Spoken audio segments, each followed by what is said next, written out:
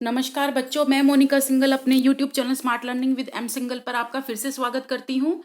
आज मैं आपके सामने कक्षा 9वीं की सामाजिक विज्ञान अर्थशास्त्र की निर्धनता एक चुनौती है पार्ट नंबर 3 की वर्कशीट लेकर आई हूँ 26 सितंबर की। आज की वर्कशीट है ये निर्धनता एक चुनौती, इसका हम पार्ट नंबर 3 करेंगे। निर्धनता को समाप्त करना भारत की विकास रणनीति का एक प्रमुख उद्देश्य रहा है। मतलब भारत की जो विकास करने की जो नीति है उसमें निर्धनता को समाप्त करना उसका प्रमुख उद्देश्य रहा है। इसके द्वारा सरकार ने दो प्रकार के उपाय किए हैं। एक है आर्थिक समृद्धि को प्रोत्साहन और दूसरा है लक्षित निर्धनता निरोधी कार्यक्रम। तो सबसे पहले हम पढ़ेंगे आर्थिक समृद्धि को प्रोत्साहन। ठीक है, तो 1960 के दशक के आरंभ में 30 वर्ष की अवधि के दौरान प्रति व्यक्ति आय में कोई वृद्धि नहीं हुई।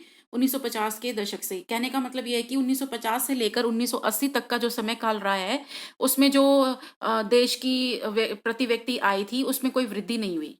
ठीक है, चलिए अगला पढ़ते हैं। 1980 के दशक के आरंभ तक निर्धनता 45% तक बनी रही। 1980 के दशक के आरंभ तक यानी कि स्टार्टिंग में 1980 का जो दशक शुरू हुआ था उसके स्टार्टिंग में निर्धनता हमारे देश में 45% तक बनी रही। और 1980 के दशक से भारत की आर्थिक समृद्धि दर विश्व में सबसे अधिक तेजी से बढ़ने वाले देशों में से एक थी।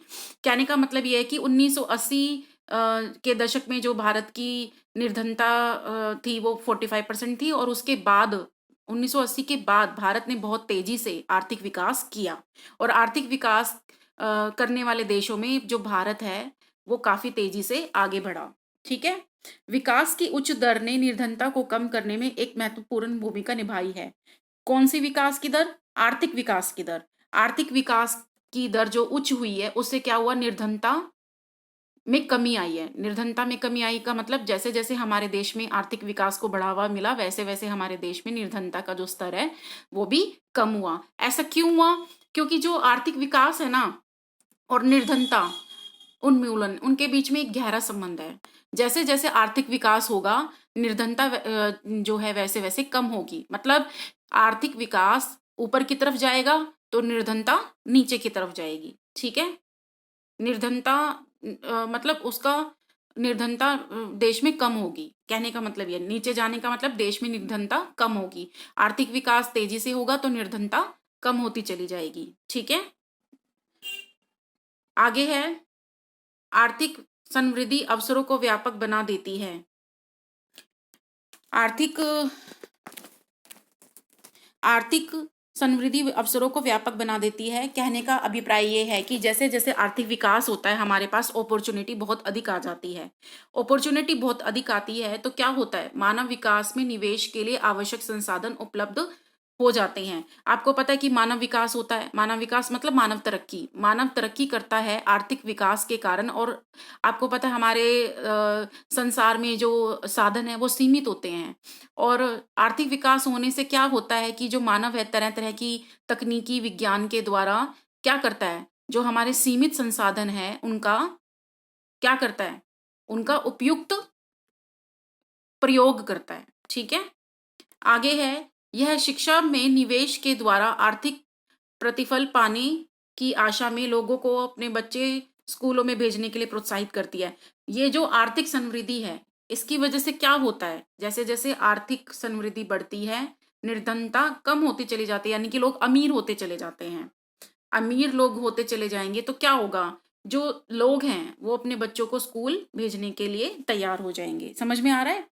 ये आर्थिक विकास तेजी से हो रहा है, ये निर्धनता कम होती जा रही है और अमीरी बढ़ती जा रही है। मतलब लोगों का जो जीवन स्तर है वो ऊंचा होता जा रहा है।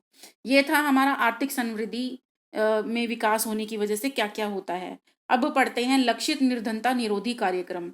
लक्षित निर्धनता निरोधी कार्यक्रम ये किसके द्वारा चलाया जाता है? सरकार के द्वारा। तो सरकार इसमें बहुत सारी योजनाएं लेकर आती हैं। सबसे पहली हमारी योजना है महात्मा गांधी राष्ट्रीय ग्रामीण रोजगार अधिनियम, जिसको हम मनरेगा का अधिनियम भी कहते हैं। महात्मा गांधी राष्ट्रीय ग्रामीण रोजगार अधिनियम, ये आपको याद रखना है, ये पहला नियम है हमारा। महात्मा गांधी राष्ट्रीय ग्रामीण रोजगार अधिनियम 1905 2005, इसको मनरेगा का नियम भी कहते हैं। और इस नियम में क्या होता है? जो ग्रामीण क्षेत्र में रहने वाले लोग हैं उनकी आजीविका का मतलब होता है उनकी रोजी रोटी का जुगाड़ किसके द्वारा किया जाता है? सरकार के द्वारा किया जाता है। और सरकार क्या तय करती है कि कम से कम जो ग्रामीण क्षेत्रों में रहने वाले जो मजदूर लोग हैं, उनको कम से कम सालाना 100 दिनों का कार्य मिले। ठीक है? और उससे क्या होता है, जो ये मनरेगा योजना है, इसका उद्देश्य क्या होता है? इसका उद्देश्य होता है सतत विकास में सहयोग देना। सतत विकास का मतलब होता है हमारा देश निरंतर तरक्की करता रहे। तो इस योजना का उद्देश्य है कि हमारे देश में सतत विकास हो, उसके साथ साथ ये हमारे देश में जो सूखा आता है उसको भी दूर करता है। वन कटाई, मिट्टी के कटाव जैसी समस्याओं से बचने का उपाय भी करता है। कौन सी योजना करती है? मनरेगा योजना। और कैसे करती है? जैसे जो मजदूर लोग होते हैं उनको ज्यादा काम देते हैं, तो क्या होता है, मजदूर लोग मिट्टी के कटाव को भरेंगे, वन कटाई में अपना सहयोग देंगे, सूखा जहां पड़ जाता है ऐसे स्थानों में खेती के लिए नई नई तकनीक लेकर आएंगे। तो इससे क्या होता है, हमारे देश का सतत विकास होता है। चलिए आगे पढ़ते हैं। मनरेगा योजना के तहत 1/3 रोजगार महिलाओं के लिए सुरक्षित किया गया है। जो मनरेगा योजना है इसके अंतर्गत ये माना जाता है, ये मतलब ये सरकार ने लागू किया है कि 1/3 रोजगार जो होगा वो स्त्रियों के लिए होगा। मतलब 1/3 हिस्सा स्त्रियों के लिए है, उनको रोजगार देने के लिए है। ठीक है, आगे है 2018 में मार्च में क्या हुआ, जो अकुशल श्रमिक थे ना, जिनको कामकाज नहीं आता था, उनकी भी मनरेगा जो एक्ट है उसके तहत मजदूरी उनकी भी संशोधित कर मतलब बढ़ा दी गई। संशोधित का मतलब होता है तय, दोबारे से तय करना। और उनकी जो मजदूरी है वो बढ़ाकर 168 रुपए से लेकर 281 रुपए प्रतिदिन तय कर दी गई। और ये किस योजना के अंतर्गत है? मनरेगा योजना के अंतर्गत। मार्च 2018, ये भी आपको याद रखना है। अकुशल श्रमिकों के लिए हुआ ये, और जो मजदूरी दर है वो बढ़ाकर 168 रुपए से 281 रुपए प्रतिदिन कर दी गई। तो आपको ये याद रखना है कि ये मनरेगा योजना के अंतर्गत है। इसके लिए केंद्र सरकार और राज्य सरकार क्या करती है? रोजगार गारंटी कोष की स्थापना करेगी। मतलब ज्यादा से ज्यादा लोगों को रोजगार दे, इस बात की गारंटी दी जाएगी। और इसके लिए कोष का मतलब होता है खजाना, इसकी भी स्थापना करेगी। ठीक है, मतलब ये 281 रुपए प्रतिदिन देगी सरकार, तो उसके लिए धनराशि भी तो इकट्ठी करनी होगी ना सरकार को। तो उसके लिए एक कोष की स्थापना की जाएगी। और जो इसके मनरेगा कार्यक्रम के अंतर्गत जो मजदूर लोग हैं जो आवेदन करेंगे, उनको अगर 15 दिन के टाइम के अंदर उनको रोजगार नहीं मिलता है, तो वो दैनिक बेरोजगारी भत्ते के हकदार होंगे। कौन होंगे? मजदूर लोग। अगर उनको 15 दिन के अंदर अंदर काम नहीं मिलता है तो सरकार उनको दैनिक बेरोजगारी भत्ता देती है। ठीक है, तो अगर ऐसा करेगी सरकार, ऐसा करेगी, दैनिक बेरोजगारी भत्ता मिलेगा अगर मजदूरों को, तो क्या होगा, उनकी जो आर्थिक स्थिति है वो सुधर जाएगी, और जिसकी वजह से क्या होगा, निर्धनता का स्तर नीचे की तरफ जाएगा। आगे पढ़ते हैं। राष्ट्रीय काम के बदले अनाज कार्यक्रम। अब है हमारा राष्ट्रीय, ये दूसरा हमारा पॉइंट है, दूसरा पॉइंट, राष्ट्रीय काम के बदले अनाज कार्यक्रम। और यह उन निर्धन लोगों के लिए होता है, ग्रामीण निर्धन लोगों के लिए, जिन्हें मजदूरी पर रोजगार की आवश्यकता है। ठीक है, और अकुशल शारीरिक काम करने के इच्छुक हैं, मतलब उनको काम करना सिखाया जा रहा है और वो काम करना चाहते हैं, उनको राष्ट्रीय काम के बदले अनाज दिया जाता है। और ये निर्धन लोगों के लिए, ग्रामीण निर्धन लोगों के लिए। तो इससे क्या होता है, इससे हमारा जो निर्धनता का स्तर है वो कम हो जाता है। उसके बाद है 1993 में शुरू की गई प्रधानमंत्री रोजगार योजना, ये तीसरे नंबर की है। ठीक है, तो आपको ये सारी योजनाएं याद करनी है, उनके नाम तो एटलीस्ट आपको याद होने चाहिए। और इसका उद्देश्य क्या होता है, जो ग्रामीण क्षेत्र में या छोटे शहरों में जो लोग शिक्षित हैं, ये शिक्षित लोगों के लिए है। ठीक है, जो शिक्षित हैं लेकिन बेरोजगार हैं, उनको क्या करता है, ऋण उपलब्ध कराता है। ठीक है, सब रोजगार के अवसर उपलब्ध कराता है, और लघु व्यवसाय और उद्योग स्थापित करने में सहायता मतलब मॉनिटरी, मतलब पैसे से सहायता करता है। और भी उनको काम काज सिखाता है। जैसे अगर मान लो कृषि की ही बात ले लें, अगर कृषि में कोई शिक्षित मतलब व्यक्ति है, तो सरकार ऐसे कार्य में उनकी मदद करती है कि कृषि को बढ़ावा मिलता है। जैसे मशरूम की खेती करने में, इस तरह से आपने सुना भी होगा न्यूज़पेपर वगैरह में, या जो न्यूज़ चैनल है उसमें बताया भी जाता है कि एक गरीब स्त्री ने मशरूम की खेती की और वो करोड़पति बन गई। तो ये सब कैसे होता है, ये जो कृषि मंत्रालय है ये इनको आर्थिक सहायता देता है, उनको तकनीकी विज्ञान देता है। तो इस तरह से इनकी 1993 में ये योजना शुरू करी गई थी और इसका नाम है प्रधानमंत्री रोजगार योजना। समझ में आ रहा है बच्चों आपको? आगे है 1995 में शुरू किए गए ग्रामीण रोजगार सृजन। अब एक और आ गया है, ठीक है। 1995, ये 1993 में था, इसका नाम था प्रधानमंत्री रोजगार योजना, और ये 1995 में है, इसका नाम है ग्रामीण रोजगार सृजन कार्यक्रम, ठीक है। इसका नाम था 1993 वाली का प्रधानमंत्री रोजगार योजना, और इसका नाम है ग्रामीण रोजगार सृजन कार्यक्रम। और इसका उद्देश्य क्या है? देखो नाम में ही ग्रामीण लिखा हुआ है, तो क्या होगा कि ग्रामीण क्षेत्रों में होगा इसका काम, और सब रोजगार के अवसर उपलब्ध कराना है, ठीक है।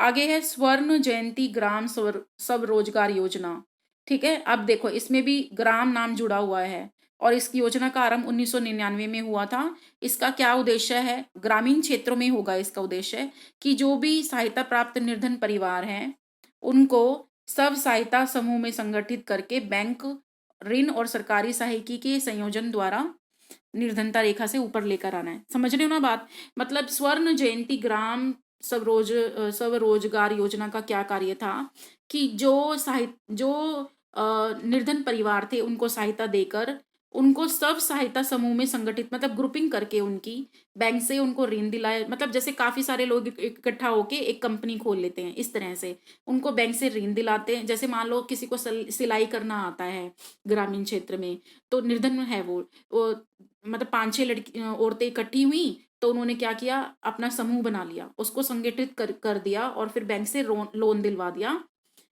लोन दिलवा दिया और सरकारी सहायकी के संयोजन द्वारा निर्धनता रेखा से ऊपर लाना है। मतलब उनको क्या किया, काम दिया, रोजगार दिया, और जिससे उनकी निर्धनता का जो स्तर है वो कम हो गया, निर्धनता कम हो गई, निर्धनता का स्तर कम हो गया, ठीक है। और निर्धनता का स्तर कम होगा तो क्या होगा, हम लोग निर्धनता से उबर जाएंगे। अगला है प्रधानमंत्री ग्रामीण योजना, ये आपको ग्रामोदय योजना, सॉरी, प्रधानमंत्री ग्रामोदय योजना। ये सारी योजनाएं आपको याद होनी चाहिए। प्रधानमंत्री ग्रामोदय योजना, स्वर्ण जयंती ग्राम स्वरोजगार योजना, या ग्रामीण रोजगार सृजन कार्यक्रम, या 1993 में शुरू की गई प्रधानमंत्री रोजगार योजना। तो ये आपको सारी योजनाएं याद होनी चाहिए। इसके अंतर्गत क्या आता है कि जो लोग होते हैं, देखो ये नाम से ही है कि ग्रामोदय योजना, प्रधानमंत्री ग्रामोदय मतलब ग्राम का उदय होना। और ग्राम का उदय कैसे होगा? जब वहां पे प्राथमिक स्वास्थ्य की जो सेवाएं होंगी, प्राथमिक शिक्षा मतलब 5वीं तक के स्कूल होंगे, ग्रामीण आश्रय मतलब लोगों को रहने के लिए घर मिले, लोगों को जल मिले, लोगों को बिजली मिले, है ना, जैसे जो मूलभूत आवश्यकताएं हैं, ये केंद्रीय सहायता सरकार से प्राप्त की जाए। आपको पता है जैसे जम्मू एंड कश्मीर है, अब जम्मू एंड कश्मीर में कुछ ऐसे गांव थे जहां पर ये प्रधानमंत्री ग्रामोदय योजना पूरी तरह से लोगों तक नहीं पहुंच पाई थी। तो जब 370 आर्टिकल आया तो अब वो पहुंच रहा है। अब पूरी तरह से जो सरकार है उसके द्वारा प्राथमिक स्वास्थ्य, प्राथमिक शिक्षा, ग्रामीण आश्रय, ग्रामीण पेयजल, ग्रामीण विद्युतीकरण लोगों तक पहुंच रहा है। उसके बाद है अंत्योदय अन्न योजना। ये जो पिंक कलर का कार्ड बनता है अन्न के लिए, अंत्योदय अन्न योजना में जो राशन कार्ड बनता है ना पिंक कलर का, वो है ये। और वो योजना निर्धन लोगों के लिए चलाई गई है, और इसमें अनाज मिलता है। अंत्योदय अन्न योजना में अनाज मिलता है, ठीक है। तो ये सारी योजनाएं निर्धनता को दूर करने के लिए थी, इसलिए इसका नाम है लक्षित निर्धनता निरोधी कार्यक्रम। और इसमें बहुत सारी योजनाएं हैं, ठीक है। तो आप ये सारी योजनाएं याद कर लेना। चलिए आगे बढ़ते हैं। आगे है भावी चुनौतियां, मतलब एक देश की सरकार की आगे की क्या चुनौतियां हैं, ठीक है। आगे की चुनौतियां ये है, भारत में निर्धनता में निश्चित रूप से गिरावट आई है। निर्धनता का ग्राफ जो है वो नीचे जरूर गया है, ठीक है, लेकिन पूरी तरह से निर्धनता मुक्त नहीं हुआ है भारत। निर्धनता मुक्त नहीं हुआ है, ग्राफ जरूर नीचे गया है लेकिन निर्धनता मुक्त नहीं हुआ है भारत, ठीक है। प्रगति के बावजूद, आर्थिक प्रगति के बावजूद भारत सरकार के सामने निर्धनता उन्मूलन यानी कि निर्धनता को जड़ से उखाड़ फेंकने में कुछ बाधाएं आ रही हैं, ठीक है। सबसे बाध्यकारी चुनौती है क्या? प्रगति के बावजूद निर्धनता उन्मूलन भारत की सबसे बाध्यकारी चुनौती है। मतलब भारत की तरक्की निर्धनता उन्मूलन जब तक नहीं होगा तब तक नहीं हो पाएगी, चाहे भारत में आर्थिक विकास कितना भी हो जाए, ठीक है। आगे है ग्रामीण और शहरी क्षेत्रों और विभिन्न राज्यों में निर्धनता में व्यापक असमानता है। ऐसा क्यों है कि जो शहर के लोग हैं ना और ग्रामीण क्षेत्रों में रहने वाले लोग हैं, या जो विभिन्न राज्य यानी कि हरियाणा या पंजाब या इनकी तुलना अगर करें, तो इनमें निर्धनता में व्यापक असमानताएं हैं। जैसे बिहार के कहा जाता है कि बिहार के लोगों में निर्धनता ज्यादा है, इस तरह से। तो बैलेंस है, मतलब बैलेंस नहीं है। कुछ राज्यों में ज्यादा डेवलपमेंट है, कुछ राज्यों में कम डेवलपमेंट है, जिसकी वजह से निर्धनता का जो स्तर है वो असमान है। ठीक है।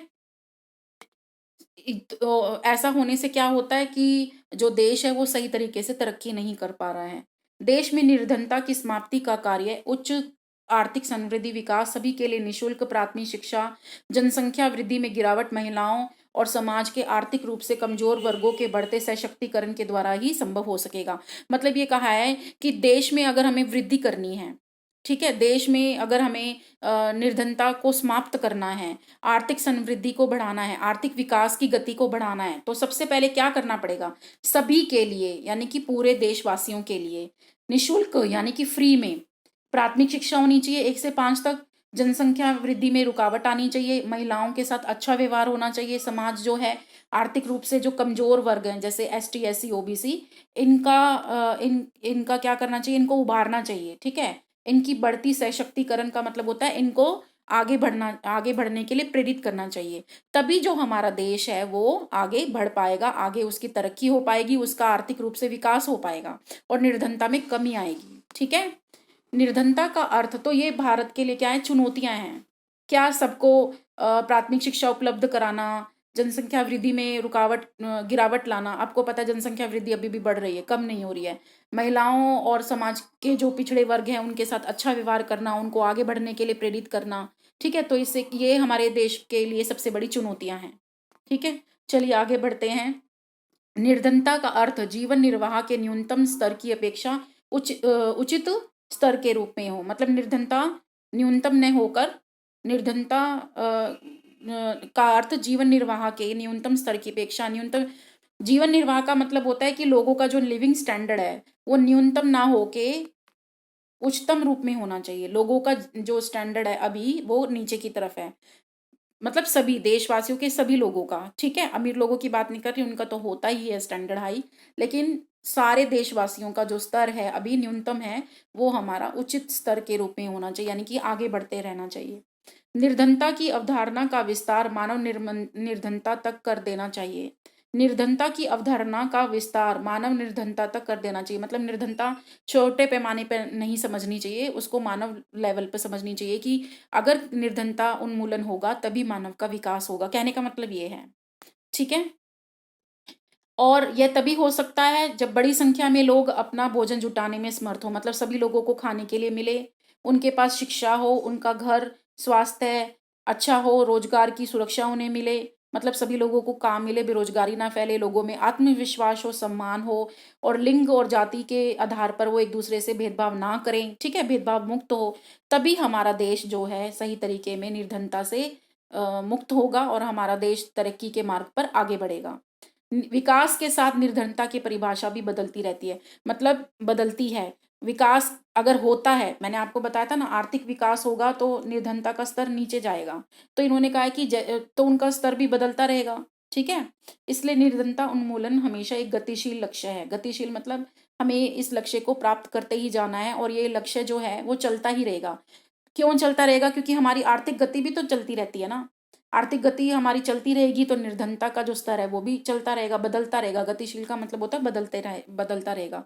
अगर आर्थिक गति कम होगी तो निर्धनता बढ़ जाएगी, आर्थिक गति अधिक होगी तो निर्धनता कम हो जाएगी। इनमें विपरीत संबंध होता है। ठीक है। सभी को सम्मान के साथ स्वास्थ्य मिले, सेवा का मतलब होता है जैसे डॉक्टर की फैसिलिटी मिले, स्वास्थ्य सेवाएं। ठीक है। रोजगार सभी को मिले, शिक्षा सभी को मिले, है ना। और लैंगिक समानता हो। लैंगिक समानता का मतलब होता है कि स्त्री और पुरुष में भेदभाव ना हो। तो ये जो जब चुनौतियां पूरी होंगी तभी हमारे देश सुरक्षित होगा और हमारा लक्ष्य पूरा होगा। तो चलिए अब प्रश्न को देख लेते हैं।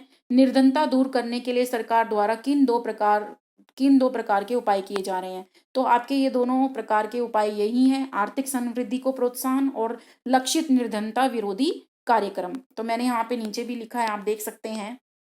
मैंने लिखा है नीचे कि निर्धनता दूर करने के लिए सरकार द्वारा किन दो प्रकार के उपाय किए गए हैं? आर्थिक समृद्धि को प्रोत्साहन और लक्षित निर्धनता विरोधी कार्यक्रम। चलिए अगला पढ़ते हैं। आर्थिक विकास से निर्धनता किस प्रकार प्रभावित होती है? मैंने बताया ना, आर्थिक विकास बढ़ेगा तो निर्धनता का स्तर कम होगा। ठीक है, तो वो मैंने लिखा हुआ है यहाँ पे, ये रहा। ठीक है, आर्थिक विकास की उच्च दर निर्धनता को कम करती है। देखो, उच्च दर यानी कि आर्थिक विकास तेजी से और निर्धनता नीचे जाएगी, निर्धनता का स्तर नीचे जाएगा। ठीक है, आगे है, आर्थिक विकास करने से क्या होता है? नए नए अवसर पैदा होते हैं, लोगों को रोजगार मिलता है, नई नई प्रयोगशालाएं बनती है, नए नए प्रोजेक्ट आते हैं, जिनसे क्या होता है? निर्धनता में कमी आती है। अगला है, आर्थिक विकास शिक्षा के क्षेत्र को भी बढ़ावा देता है। मान लो दूर दराज क्षेत्रों में यातायात के साधन उपलब्ध नहीं थे, तो वहां पे शिक्षा का क्षेत्र भी कम था, उसका स्तर। और अगर शिक्षा का स्तर बढ़ता है तो लोगों में निर्धनता के स्तर में भी गिरावट आती है। ठीक है, गांवों में यातायात के साधन ना होने से बच्चे स्कूल जाकर उच्च शिक्षा ग्रहण, गांवों में, हाँ अगर, हाँ यहाँ से दोबारा से पढ़ते हैं। आर्थिक विकास अगर तेजी से बढ़ता है तो उससे क्या होता है? गांवों में यातायात के साधन बढ़ जाते हैं, उससे क्या होता है? बच्चे स्कूल जाएंगे, उचित शिक्षा ग्रहण करेंगे, जिससे रोजगार बढ़ेगा।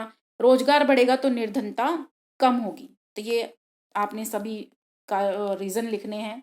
मनरेगा कार्यक्रम के क्या उद्देश्य हैं? अभी आपको बताया था ना, मनरेगा कार्यक्रम का क्या उद्देश्य होता है कि ग्रामीण क्षेत्रों में जो मजदूर लोग हैं उनको कम से कम 100 दिन तक अवश्य काम मिले, और महिलाओं का 1/3 पार्ट उसमें शामिल कर लिया गया है ना। और ये विकास के साथ साथ जो सूखा, बाढ़ की समस्या या मिट्टी का कटाव, इन जैसी समस्याओं को भी दूर करता है। तो ये सब इसमें मैंने यहाँ पर लिखा है, आप देख सकते हैं। मैंने लिखा है यहाँ पे, मनरेगा कार्यक्रम के क्या क्या उद्देश्य हैं? मनरेगा कार्यक्रम के क्या क्या उद्देश्य हैं? तो मैंने लिखा है, मनरेगा कार्यक्रम कहाँ होता है? ग्रामीण इलाकों में होता है ना। और मनरेगा कार्यक्रम में क्या किया जाता है? हर व्यक्ति को या हर घर में कम से कम 100 दिन का काम 1 साल में जरूर मिलता है। ठीक है, जिससे क्या हो? रोटी का जुगाड़ हो सके। और सतत विकास में यानी कि निरंतर विकास में भी मनरेगा योजना सहायक है। कैसे? जैसे सूखा पड़ जाता है या वन कटाई, मिट्टी के कटाव की समस्याओं को भी दूर करने के उपाय करता है। कौन करता है? मनरेगा योजना। ठीक है, मनरेगा कार्यक्रम। ठीक है, आगे बढ़ते हैं। युवाओं के लिए स्वरोजगार योजना से क्या लाभ हो सकते हैं? स्वरोजगार योजना, स्व मतलब अपना, रोजगार मतलब काम धंधा, योजना अपना खुद का काम धंधा, उससे क्या लाभ होंगे? है ना, ये तो आप सभी को पता है कि उनका जीवन का स्तर बढ़ेगा। फिर भी मैं आपको बता देती हूँ, यहाँ पे मैंने लिखा हुआ है क्या होगा। स्वरोजगार योजना के द्वारा शिक्षित बेरोजगार, क्योंकि स्वरोजगार अपना खुद का रोजगार तो वही शुरू करेंगे ना जो शिक्षित होंगे। शिक्षित हैं लेकिन बेरोजगार हैं, उनको क्या करने का अवसर मिलेगा? लघु व्यवसाय खोलने का और ऐसे उद्योग स्थापित करने का जिनसे उनको आर्थिक मदद मिले। और जो लघु और कुटीर उद्योग होते हैं, छोटे कुटीर उद्योग, उनको भी बढ़ावा मिलेगा और ग्रामीण रोजगार भी बढ़ेगा और बेरोजगारी की समस्या भी दूर होगी। दोबारा से इसको देख लेते हैं। स्वरोजगार योजना, इस योजना के अंतर्गत क्या होता है? शिक्षित बेरोजगार युवाओं को लघु व्यवसाय और उद्योग स्थापित करने में आर्थिक मदद मिलती है, छोटे और लघु कुटीर उद्योगों को बढ़ावा मिलता है और ग्रामीण रोजगार भी बढ़ता है और बेरोजगारी की समस्या भी दूर हो जाती है। आप यहाँ पे भी देख सकते हैं स्वरोजगार योजना, यहाँ पे इधर ये रहा। स्वरोजगार योजना का आरंभ 1999 में किया गया था और इस कार्यक्रम का उद्देश्य सहायता प्राप्त निर्धन परिवारों को सॉरी ये नहीं है,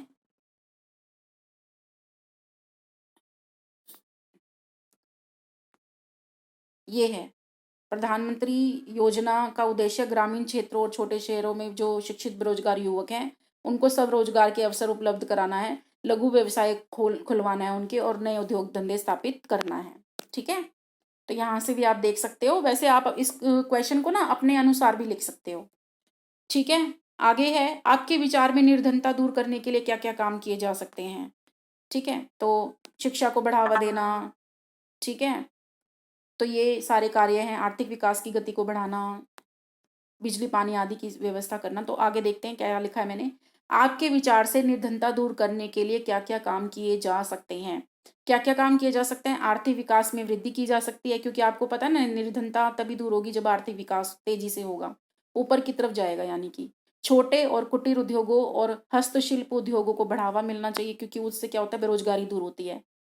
गांव में लोगों को रोजगार के नए अवसर उपलब्ध कराना चाहिए, जैसे मनरेगा कार्यक्रम आदि, है ना, रोजगार उपलब्ध कराता है ना गांव में। और स्वास्थ्य की सेवाएं उपलब्ध कराना, बिजली उपलब्ध कराना, पानी, शिक्षा, तकनीकी विकास, तकनीकी मतलब टेक्नोलॉजी का विकास भी होना चाहिए। जनसंख्या वृद्धि को रोकना चाहिए और लोगों को उनके कर्तव्यों के प्रति भी जागरूक करना चाहिए। लोग अपने कर्तव्यों के प्रति जागरूक नहीं होते, कुछ लोग ऐसे होते हैं जो आलसी होते हैं, तो उनको इस बात के लिए प्रेरित करना चाहिए कि आपको काम करना है, आराम नहीं करना। काम पहली पूजा है और काम करने से ही देश में निर्धनता दूर होगी और देश जो है तरक्की करेगा। ठीक है, चलिए आगे देख लेते हैं। ग्रामीण शहरी दोनों क्षेत्रों में स्त्री शिक्षा पर भी बल देना चाहिए और उनके कर्तव्यों को सही दिशा भी देनी चाहिए। स्त्रियां भी काम करने में आगे आए, उनके कर्तव्यों को उनको याद दिलाया जाए, तो ये भी निर्धनता उन्मूलन में भी सहायक है। अंततः सरकार द्वारा चलाई जा रही निर्धनता उन्मूलन योजनाओं को सही रूप से लागू किया जाए। मतलब ये होता है ना, कुछ लोग बीच में मीडिएटर होते हैं, वो सरकार से जो प्राप्त धन होता है वो गरीब लोगों तक नहीं मतलब रुकावट डालते हैं लोगों तक पहुंचने में। तो ये जो सरकार ने योजना चलाई है, निर्धनता उन्मूलन योजना, उसको सही तरीके से लोगों तक पहुंचाया जाए, तो इससे भी क्या होगा, हमारा जो देश है वो निर्धनता से मुक्त हो जाएगा। चलिए अगला प्रश्न देख लेते हैं। आप मुझे बताना मेरी राइटिंग कैसी है, ठीक है? आप मुझे ये भी बताना कि मेरी राइटिंग आपको समझ में आ रही है या नहीं, ठीक है? आप मुझे ये भी बताना, ठीक है?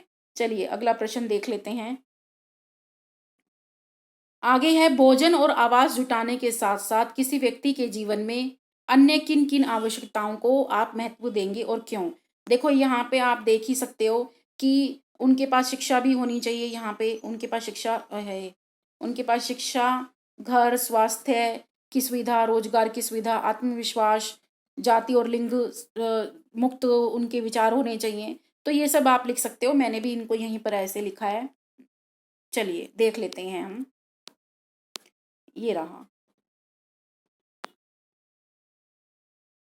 भोजन और आवास जुटाने के साथ साथ किसी व्यक्ति के जीवन में अन्य किन किन आवश्यकताओं को आप महत्व देंगे और क्यों? क्यों मतलब आवश्यकता है ना हमारी, शिक्षा भी तो होनी चाहिए, घर भी तो होना चाहिए, सिर्फ रोटी थोड़ी ना चाहिए, स्वास्थ्य सेवा भी तो चाहिए, रोजगार भी तो चाहिए, आत्मविश्वास भी होना चाहिए लोगों के अंदर कि हम काम कर सकते हैं, और लोगों को उनके काम के प्रति सम्मानित भी किया जाना चाहिए। ठीक है, जैसे आपको पता है टीचर्स अवार्ड मिलते हैं, तो उससे क्या होता है, टीचर जो लोग होते हैं वो प्रेरित होते हैं, तो इस तरह से लोगों को सम्मान भी देना चाहिए। जाति मुक्त मतलब जाति में भी भेदभाव नहीं होना चाहिए, लिंग भेदभाव नहीं होना चाहिए, जैसे स्त्री पुरुष में जो लिंग भेदभाव होता है उससे मुक्ति होनी चाहिए। ठीक है, यदि उपरोक्त आवश्यकताएं किसी व्यक्ति की पूर्ण है, तभी वो विकास कर सकेगा और देश में निर्धनता, बेरोजगारी आदि दूर होगी और उस व्यक्ति की हर प्रकार से उन्नति ही उन्नति होगी। देश की उन्नति यानी कि व्यक्ति की उन्नति, व्यक्ति की उन्नति देश की उन्नति, ये इनमें आपस में संबंध है। ठीक है, तो आप मुझे बताइए कि आपको आज की वर्कशीट कैसी लगी, और आपको इस वर्कशीट में अगर कोई दिक्कत आती है तो आप मुझे कमेंट बॉक्स में ज़रूर बताएं। और मिलते हैं अगली नई वर्कशीट के साथ। तब तक के लिए आप मेरे चैनल को लाइक, सब्सक्राइब, शेयर करना ना भूलें। तब तक के लिए आप खुश रहें, स्वस्थ रहें, अपनी पढ़ाई ठीक ढंग से करते रहें। धन्यवाद।